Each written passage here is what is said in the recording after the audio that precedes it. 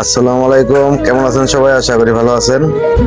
তো আজ আছি কলকাতায়, প্রচুর গরম পড়েছে, যে কারণে আসলাম একটু লাচ্ছি খাওয়ার জন্য।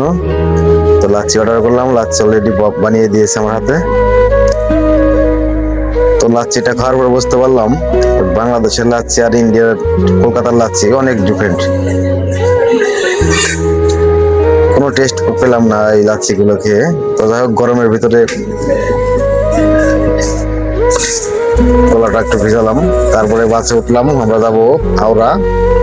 আর দেখুন কলকাতার রাস্তায় কিরকম দোকানপাট, সেম টু সেম ঢাকা শহরের মতোই কলকাতায়ও ফুটপাতে অনেক দোকানপাট বসে।